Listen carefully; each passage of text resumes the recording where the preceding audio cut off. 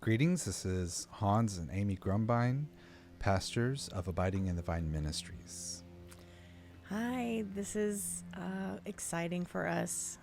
This is an update. We are sharing what God has been doing in our lives and the dream that He's been giving us and what He's been building in us the last several months.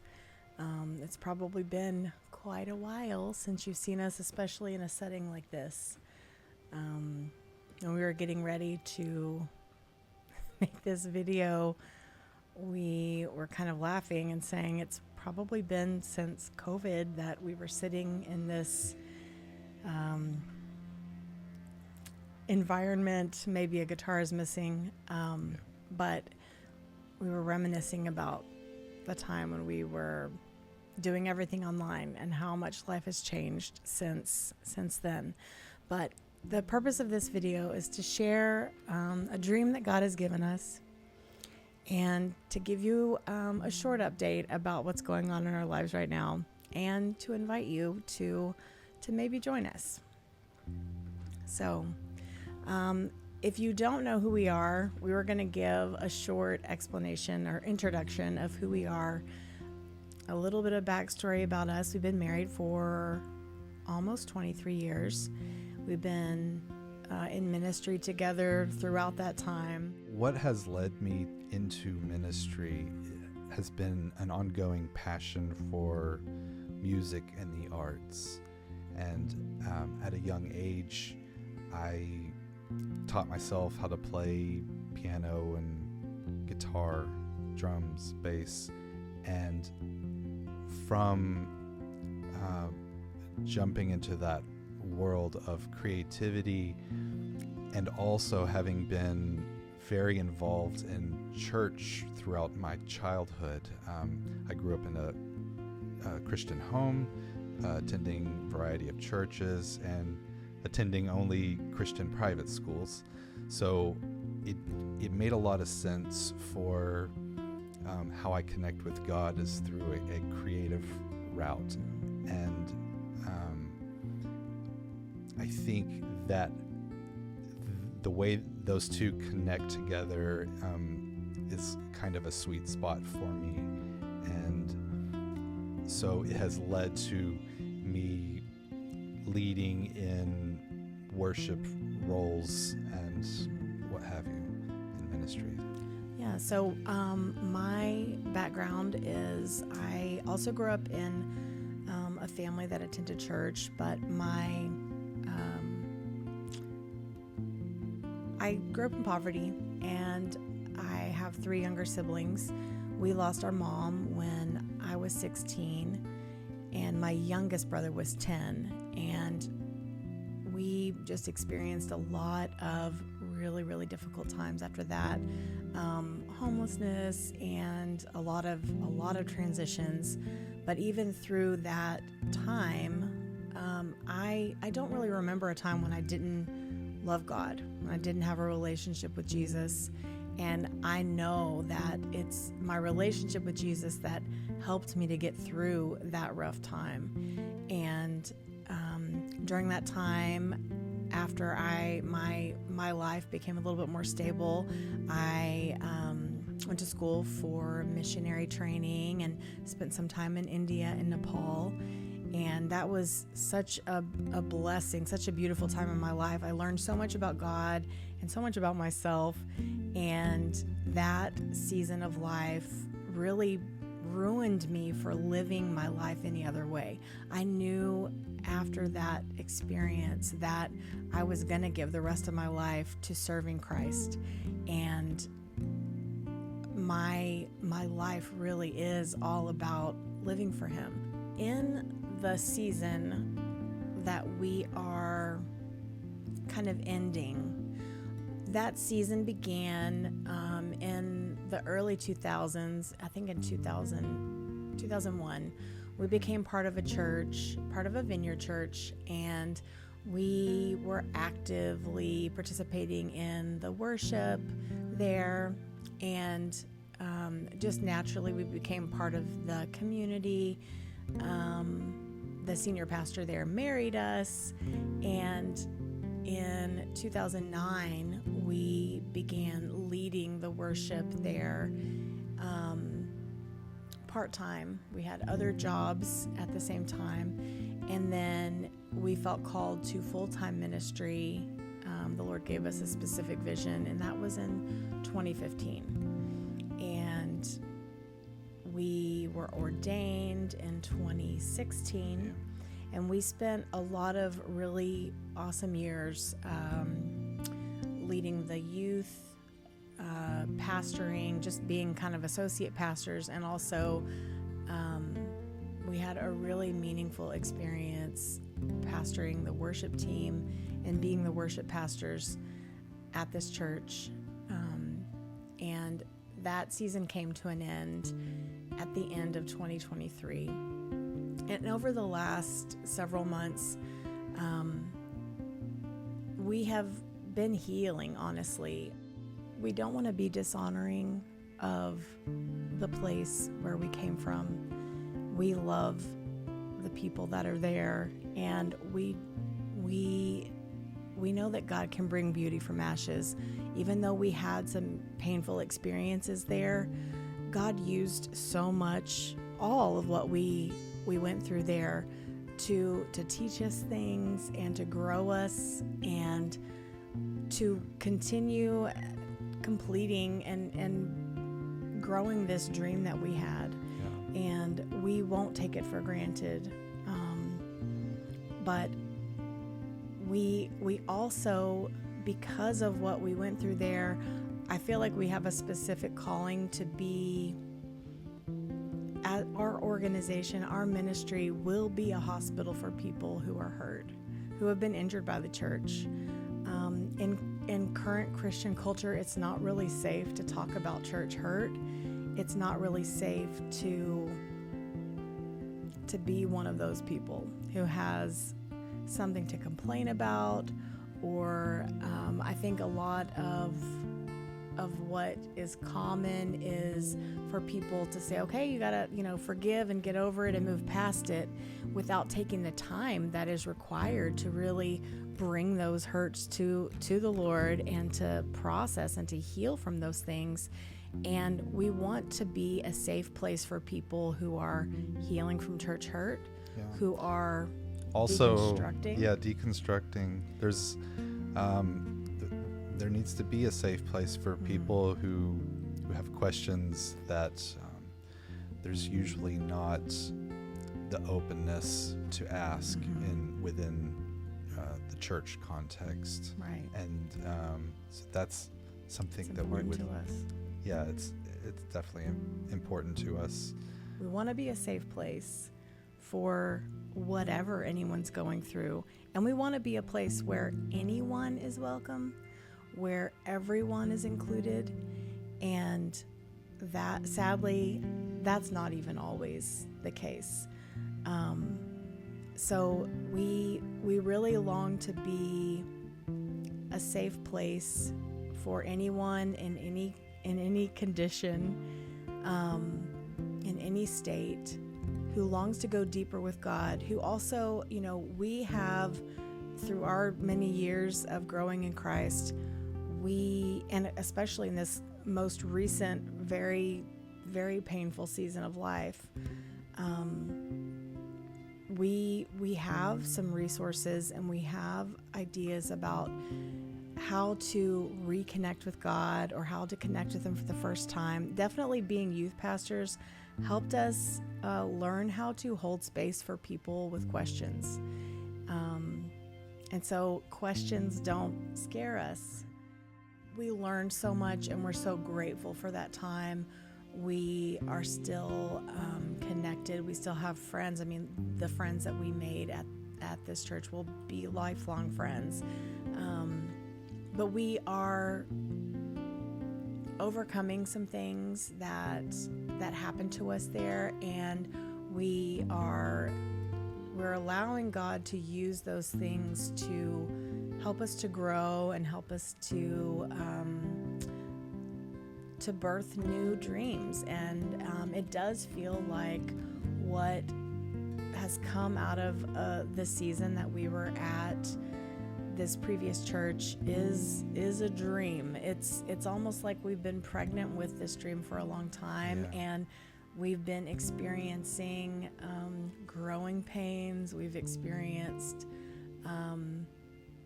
birthing pains, and I think that's what's happening in this current season of our life, is that we're giving birth to a dream.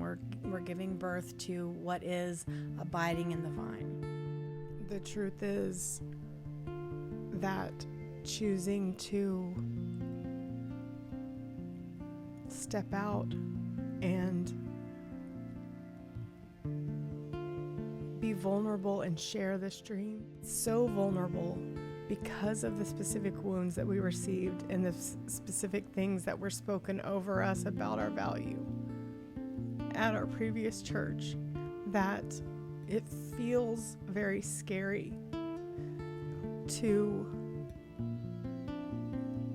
start this. It feels very vulnerable to share a vision and to say we have something worth sharing, because we are still healing.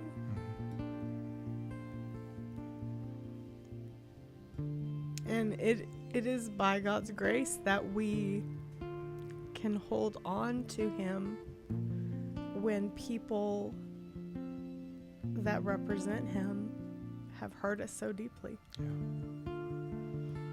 That's why we want to be a safe haven for people who've been hurt. And there's a lot of people who have been hurt in very deep ways by the church. Yeah, the church is supposed to be a hospital for souls, but it's really important that we aim to do no harm, similar to the Hippocratic oath that doctors, physicians take. People who serve God, who are ordained, should have to take that same oath, because I believe that so many people have done harm, continue to do harm, are excused by their peers for doing harm, and that is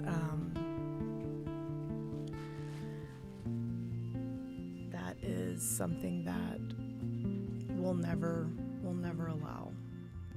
What is Abiding in the Vine?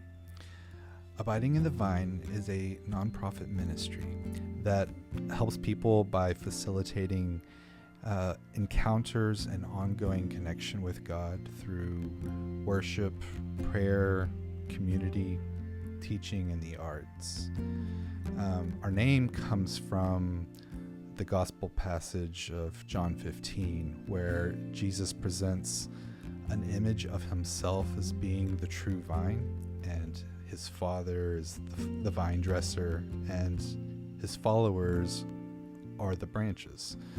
And in that passage, he teaches that it's impossible for the branches of a vine to bear fruit or even to remain alive at all if they do not remain connected to the vine. And in the same way, it's impossible for Christ's followers to bear the fruit of Christ unless they abide in him. And this is, I think, a really vital part of following Christ that is our main focus. Right. And it's inspired both our name and our aim. So we are not like a church in the sense of being a Christian institution or a building-centered community, but we do aim to be a living, fruit-bearing part of the bigger church, the capital C church, as Christ's body manifested on earth through people who abide in Christ and in whom Christ abides. So instead of being a church ourselves, we want to serve churches as well as people who may or may not already be involved in churches. And we hope to form a network of people who value this pursuit of ongoing connection with God through worship and prayer experiences, and who value finding the spiritual nourishment from our ministry. And maybe they'd like to participate with us and support us along the way to make it possible. Participate online and participate in person. Yeah. And we want to find some Christian communities that we could help or could benefit from, worship leaders or trainers. We would like to be able to provide worship for churches, or church home groups, ministry events, retreats. We envision having our own worship and prayer services, maybe workshops, meetings held at various homes and churches. Right. And we will acknowledge that a lot of these things already happen in churches. There's something that we feel specifically called to do outside of a church, outside of the normal church government. We see ourselves as servants, first of all, and having the freedom to just be a servant and to not have to participate with church politics or church government. We see that part is really valuable, especially from the place where we're healing from, the place where we're coming out of. We want to stay focused on being servants and being helpful to churches that already exist and to grow our own community. People can stay at the churches where they already are members or they already participate, and then they can also participate in the services that we have and the resources that we'll provide. We see ourselves, besides providing worship for maybe worship leaders, worship pastors that need respite care. That was something that we had a really difficult time finding when we were ourselves employed by a church.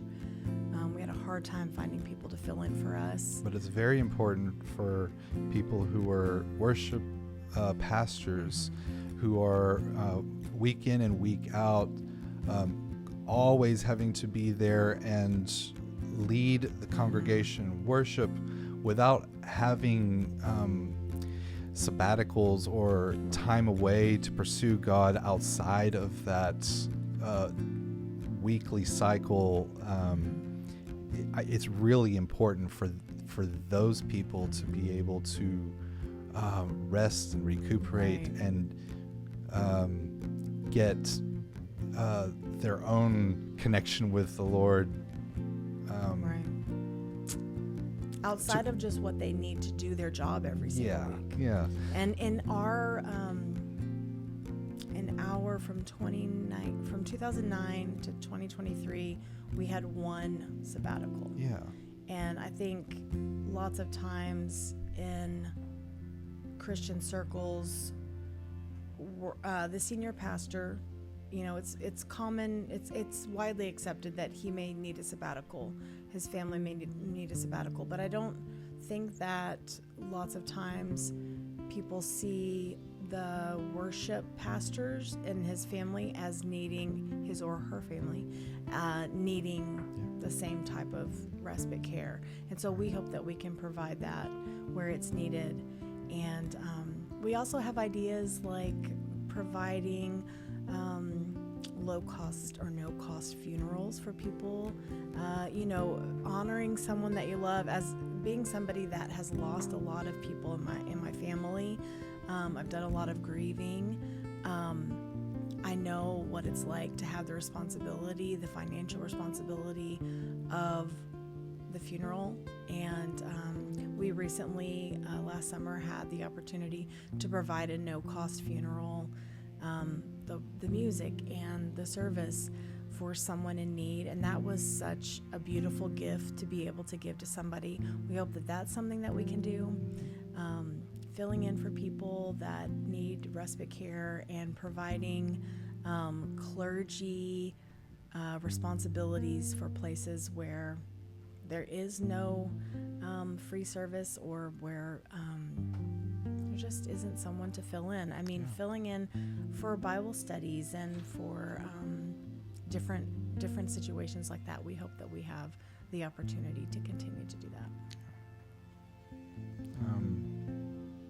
Another aspect of our ministry, hopefully we could be able to have worship workshops where we can share some of the approaches that we have experienced be effective in cultivating a team unity and like a close-knit team culture.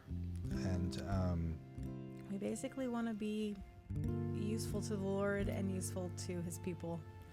And with the knowledge that we have, having served the Lord for many, many years, and having been youth and worship pastors for well over a decade, we hope that we can continue to be useful to the kingdom and to our fellow Christians, and we hope that we can help people go deeper in their relationship with him. And we're excited about it. We're excited about what God will do and how he will give us more dreams and expand this dream that we have. And we hope that you will partner with us. We have a website. It's aitvministries.com. aitvministries.com. You can also find us on Facebook. We will be having an in-person night of worship. Details will be posted on Facebook and on our website. On YouTube. And yes, YouTube. We have YouTube, yeah. So we will be posting the details there. You can also, you'll be able to see our worship sets if we do lives, where we go live on during the week, like Vesper services. Abiding Live. Abiding Live, that's what we're calling those services. And we would love to hear from you. We would love to hear ways that you have, in your walk with Christ, ways that you have learned to go deeper with God and stay connected to God through these current crazy times that we live in. We live in a different world, even a different world than a couple of years ago. The world is changing and culture is changing. We know that God is not changing. His love endures forever. And if you're watching this right now, there's a reason why you're watching it. God loves you. He has such a good plan for your life. He cares intimately about the details of your life. And he wants to bring healing to any place in your soul that is hurting. So you can reach out to us. You can send us a message if you would like prayer for anything. If you'd like to connect with us, you can send us a message through our Facebook. You can send us a message through our website. So thanks for watching. Thanks for watching this far. It's been, it's been a long video. We'll see how long it ends up whilst we're editing it. But we appreciate that you've given us this time, and we look forward to seeing you in person and seeing you online. And thanks for watching. Yeah, thank you. Sandwiches. Looking gritty the way. Thank you, Mommy. But of course.